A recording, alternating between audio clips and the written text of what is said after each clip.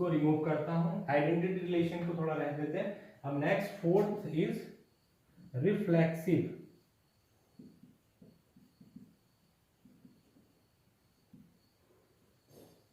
Okay, reflexive relation क्या होता है? रिफ्लेक्सिव का मतलब हो गया कि जैसे आपने क्या किया, जैसे एक रिलेशन है a comma A for every A belong A, तो यहाँ पर भी आप जैसे मान लो कोई सेट है, हम ले सकते हैं रिफ्लेक्सिव रिलेशन में, ठीक है। कैसे तो मान लो हमारे पास एक सेट है A जिसमें 1 2 3 ले लिए हमने, A टू A रिलेशन हो रहा है A टू A, ठीक है, A related to A relation हो रहा है। तो अब यहाँ पर अगर मैं बनाऊं तो A कार्टेशियन प्रोडक्ट A कैसे बनेगा, 1 1 1 2 1 3, ओके, 2 1 2 2, अंडरस्टैंड, एंड 2 3 3 1 3 2 3 3। इतना तो पता है कितने एलिमेंट होने चाहिए, यानी कि 2 टू दी पावर 3 एलिमेंट, ठीक है। 2 टू दी पावर कितने होंगे, 3 3 9, यानी कि 3 एलिमेंट हो गए, 3 3 9 एलिमेंट होने चाहिए, है ना। 1 2 3 4 5 6 7 8 9। This is the Cartesian product है जो ऑलरेडी आप 11th क्लास में पढ़ चुके हैं, ठीक है। अब यहाँ इसी को देख सकते हैं, तो ये जो A है, ये अगर सारे फॉर एवरी, यहाँ पर फॉर एवरी का साइन बनाया है, लेकिन यहाँ पर R नहीं A लिख दो, ठीक है। तो यहाँ पर A बिलोंग टू, यहाँ पर अगर मैं इस सेट के रिगार्डिंग अगर मैं बात करता हूँ, जो आइडेंटिटी रिलेशन है उसको हम A कॉमा A और such that A belong to A लिखा है। तो यही आइडेंटिटी और रिफ्लेक्सिव में एक डिफरेंस है। यहाँ पर फॉर एवरी सारे होने चाहिए, मतलब अगर मैं 1 2 3 की बात करता हूँ तो 1 2 1 1 2 2 3 3 सारे एलिमेंट उसके अंदर लाई करने चाहिए।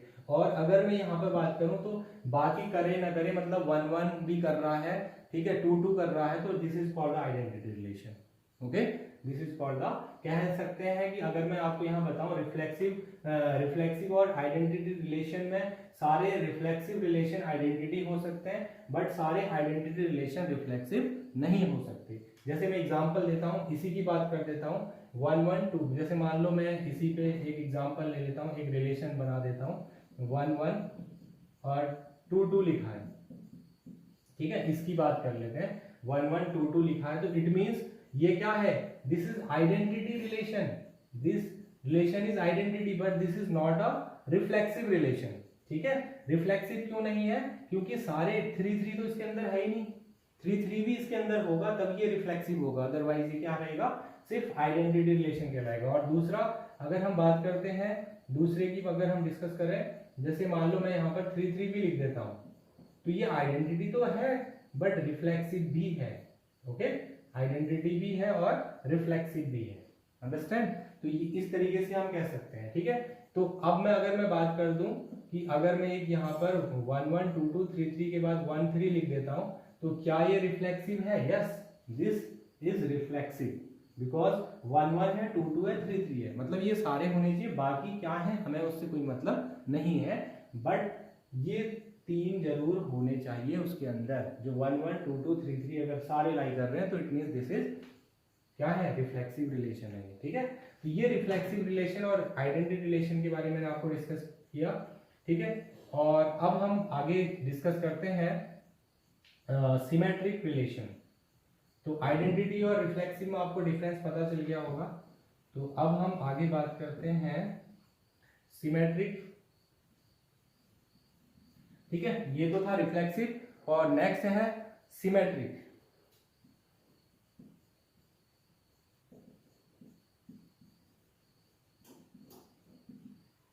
सिमेट्रिक रिलेशन, सिमेट्रिक रिलेशन क्या होता है, जैसे मान लो कोई रिलेशन है, उसके अंदर कोई भी रिलेशन है और उसके अंदर क्या हो रहा है, A1, जैसे मान लो मैं यहाँ पर बताऊं आपको A1, A2, ठीक है, और वो R के अंदर बिलोंग कर रहा है, ठीक है। A1, A2 क्या है, R के अंदर बिलोंग कर रहा है, तो इंप्लाइज दैट A2, A1 भी उसके अंदर बिलोंग करना चाहिए, अंडरस्टैंड। अगर A1, A2 R के अंदर बिलोंग कर रहा है तो A2, A1 भी R के अंदर क्या होना चाहिए, बिलोंग करना चाहिए। अगर कर रहा है तो सिमेट्री होगा, अदरवाइज नहीं होगा।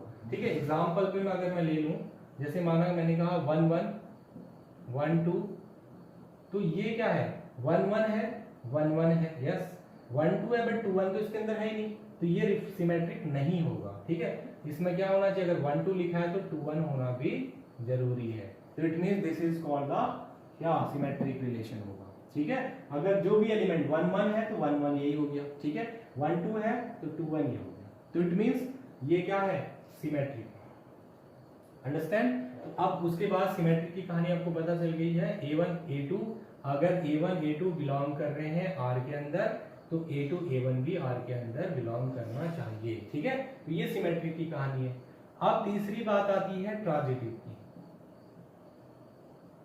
नेक्स्ट जो है ट्रांजिटिव रिलेशन। ट्रांजिटिव रिलेशन क्या होता है, ट्रांजिटिव रिलेशन में जो है, जैसे मान लो हमारे पास A1 A2 बिलोंग कर रहा है R में, ठीक है, और लेके चलते हैं A2 A3 भी R के अंदर बिलोंग कर रहा है, तो इंप्लाइज दैट A1 A3 भी R के अंदर बिलोंग करना चाहिए। ठीक है, सिंपल सी बात है। If A1 A2 belong to R and A2 A3 also belong to R, then this is compulsory, ये कंपलसरी है कि A1 A3 भी R के अंदर ही बिलोंग करना चाहिए। अंडरस्टैंड। तो ये ट्रांजिटिव रिलेशन कहलाएगा अगर ये कंडीशन होल्ड हो रही है तो। अब बात करते हैं कि इसका एग्जाम्पल कैसे लें। जैसे मान लो मैंने यहां पर ले लिया एक रिलेशन 1 1 1 2, ओके, और यहां पे लेता हूं 2 3, ठीक है, और 3 2 और 2 2।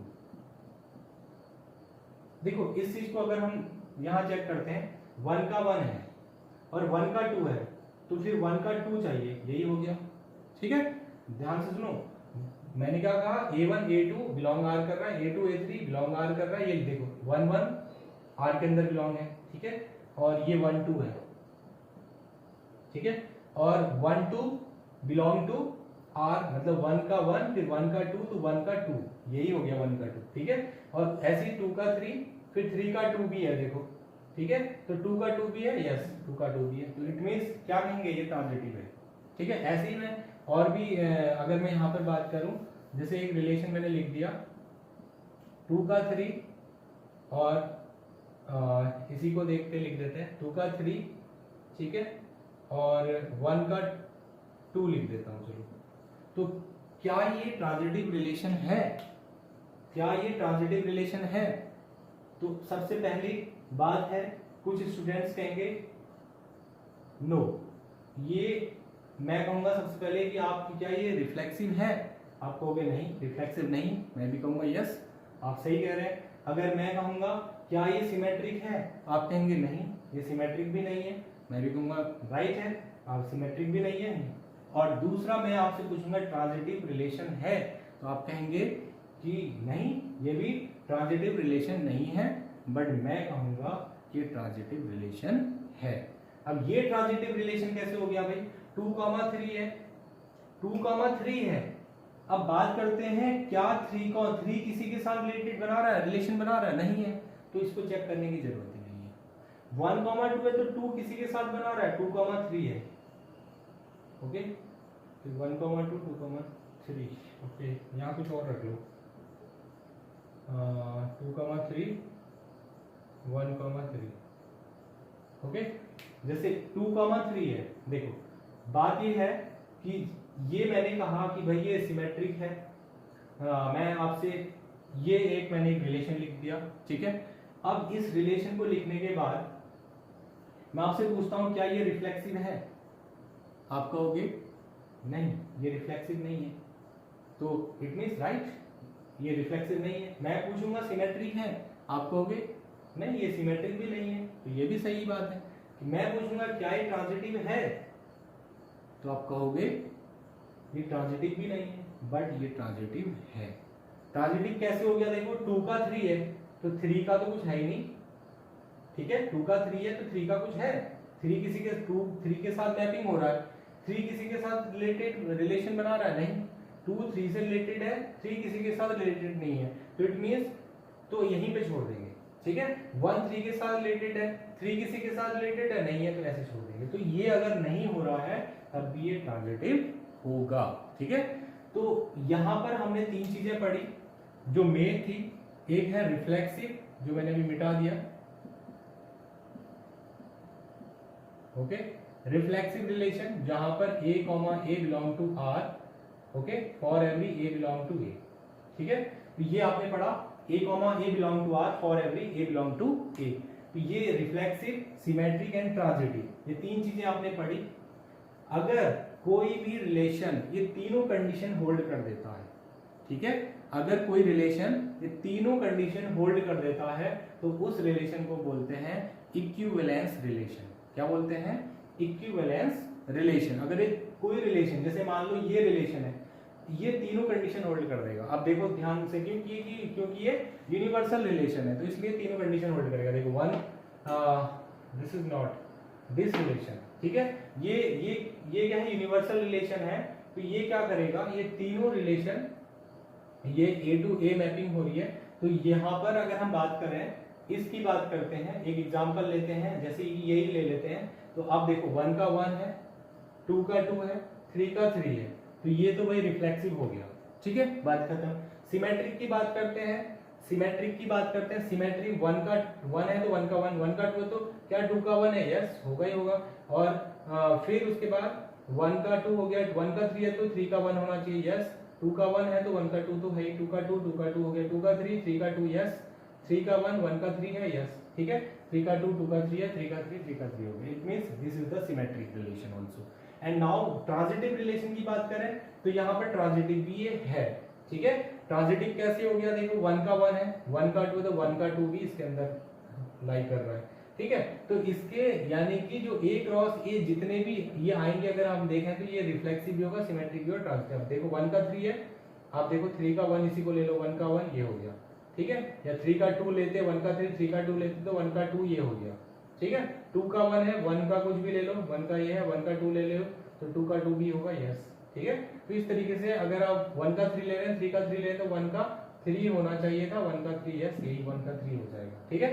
तो ये क्या है, ट्रांजिटिव भी है, रिफ्लेक्सिव भी है, सिमेट्रिक भी है, तीनों कंडीशन को होल्ड कर रहा है, तो इट मींस ये रिलेशन क्या कहलाएगा, इक्विवेलेंस रिलेशन, ठीक है। कल हम इस पे थोड़ा सा आगे डिस्कस करेंगे